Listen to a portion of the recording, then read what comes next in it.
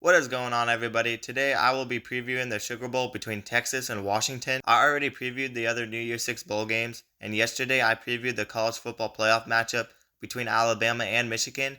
So if you guys want to, then go back and check those videos out. But today we are previewing the last NY6 bowl game, and then sometime next week we will preview the national championship game. But this is a semifinals playoff matchup, and this game has a lot on the line. So I'm excited to talk about the game between Texas and Washington.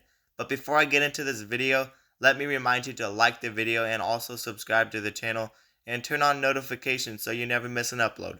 If you guys love college football, then this is the channel for you because we post a ton on this channel. And I have big things planned for 2024 and for the college football offseason. So keep tuning in every day for more fun videos. And happy holidays, everyone. Be sure to set new goals for 2024. But without further ado, let's preview the Sugar Bowl between Texas and Washington and give my prediction on the outcome of the game. And let's start with looking at the turnaround these teams have had, and not that many people can say they expected both Texas and Washington to make the college football playoffs this year. But if you go back 2 years ago and look at these teams' records, then you would absolutely have to give them credit because both of these teams didn't even make a bowl game that year. Because Washington went 4-8 and Texas went 5-7 2 years ago. But last year, we seen some improvement from both teams, as Texas finished with an 8-5 record and Washington finished with an 11-2 record, and both coaches have done a good job building their team back up, one step at a time. And ultimately, they both ended up playing each other in the Alamo Bowl last year in a very close game in which Washington won it 27-20. But let's not get confused, because yes, Washington won the last time they played, but these are two different teams, and there were also some opt-outs last season in the Alamo Bowl, and these teams were not quite playoff ready last year. But maybe that could play a factor because Kalen DeBoer has already beat Steve Sarkisian, and Washington may know what it takes to beat them again because look at what they did to Oregon in the conference championship. After everybody expected them to lose, they still won the rematch. That's just an example of why Washington might have the advantage in the rematch. But like I said, these are two different teams, but these are the same coaches, and the right coaches will do what it takes to win games. But it should be interesting to see the rematch between these two very improved teams regardless of the outcome of the game. But let's talk about some players that can make an impact in this game. And for Washington, it starts with quarterback Michael Penix Jr. He needs to be able to attack that Texas secondary, and that is probably the weakest part of that Texas defense.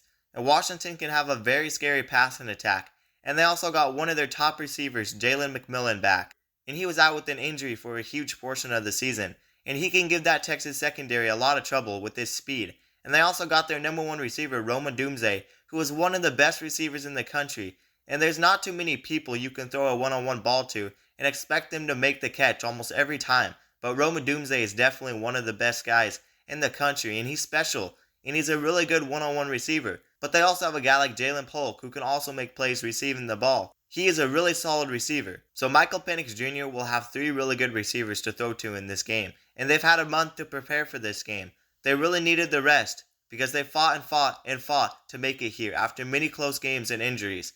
And Michael Penix Jr. does lead the country in passing yards, so there's no denying his abilities when he is playing his best football because he has passed for 4,218 yards on the season, and we could see him play his best football all season on the biggest stage in the college football playoffs because that is when you need to be playing your best football, and Washington will probably be ready for this stage. But another guy that may play a factor in this game is actually running back Dillon Johnson.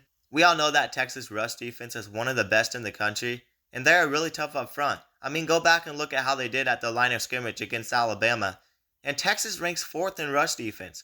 But for Washington, you got a running back like Dillon Johnson, who has showed up in some big games this year. And when Washington wasn't able to pass the ball super well, they could run the ball. But for the most part, Washington hasn't even had to run the ball this year, and they rely more on their passing attack. But they might give that Texas front 7 some trouble because Dillon Johnson has been running the ball really well as of lately. And that Washington offensive line is also tough, and they can really get pushes, and they're very, very tough up front. So that Washington offensive line has also been solid. But Washington really finds many ways to win games, and it may play a factor in a game like this.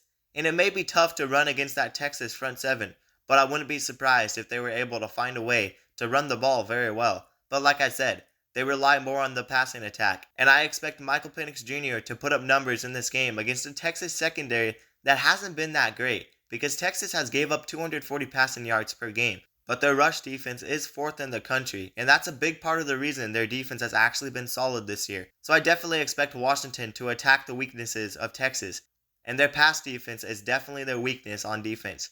But another thing Washington will need is for their defense to step up and be tough at the line of scrimmage, and their defense has been one of their biggest weaknesses. But they have a very streaky defense, and a defense that shows up in crunch time, and they are pretty tough on the defensive line.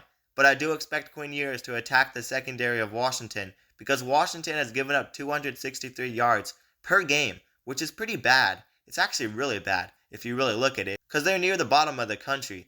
But Washington has also been playing better defense lately, and their defense really shut down Oregon in the first half.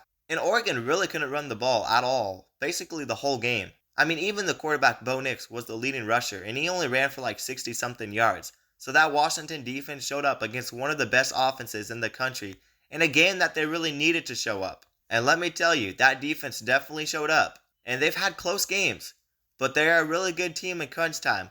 And they always play tough and play until the end, and that's what matters.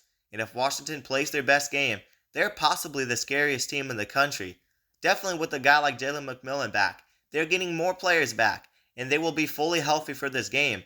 And they might be scary, but both Texas and Washington have both had to overcome adversity in close games all year.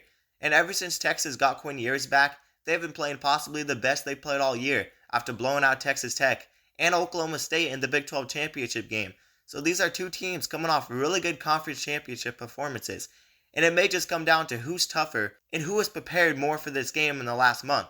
Washington and Texas both are very tough teams, and there's no denying that. So this game may just come down to who is the tougher team, because I'd say these teams are evenly matched. But anyways, it is time to get my prediction for the Sugar Bowl between Texas and Washington. And I actually have Washington winning a close game, 31-27. And I do expect these defenses to step up and be pretty tough.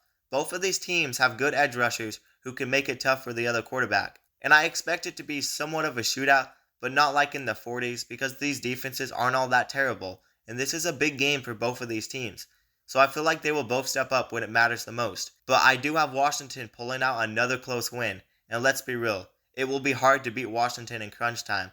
And if you want to beat Washington, who knows, you might have to beat them by double digits. They always find ways to finish the game out. And I do think they will have the edge in this game. I expect a very close game until the end. But I expect the better fourth quarter team to win the game. And I believe the better fourth quarter team is Washington. And they found ways to beat good teams in crunch time. So many different scenarios have worked out for them, and that will definitely play a factor. Yes, they've had a lot of questionable games this season, but I mean Texas had many one-possession games. I mean look, Alabama needed a Hail Mary to beat Auburn, and Michigan struggled to beat Maryland. And they've all had bad games, and they've all had some question marks. And the playoff is definitely open this year. No team is perfect. But nobody has really had the schedule that Washington has had. They've beaten Oregon twice. They beat Oregon State in a very tough road game, and Oregon State is very tough to beat at their place. They also beat Arizona. Those are all ranked teams. They've got some other decent wins against Utah and USC, and I know Utah just lost to Northwestern, so it makes that win look even more worse. But Utah has been killed by injuries this season, and nobody had injuries like Utah this season. And Utah will be really good next year with quarterback Cam Rising back. But those wins Washington had against Utah and USC were not great wins, I will admit that. But they were just as good as a majority of the wins these other playoff teams have had this season. Like I said, Washington has had the toughest schedule out of these four teams. Washington really had a pretty tough schedule, and they still managed to finish undefeated, which Texas and Alabama couldn't even do. So I do have them making the national championship. And will they win it? I don't know. I guess you'll have to wait until next week, because next week I will be predicting the national championship winner. But I'm definitely excited for this matchup. It could definitely turn into a shootout. But don't count these defenses out to make this a surprisingly lower scoring game. But anyways, that's going to do it for the video. Who do you guys got winning this game? Let me know down in the comments below. And also be sure to like the video, and if you're new, subscribe to the channel and turn on notifications so you never miss an upload. If you guys love college football, then this is definitely the channel for you, because we post a ton on this channel, and we got big things planned for the year 2024. And we will have some fun off-season videos for college football. So tune in for more videos every day. But happy holidays, everyone, and peace out.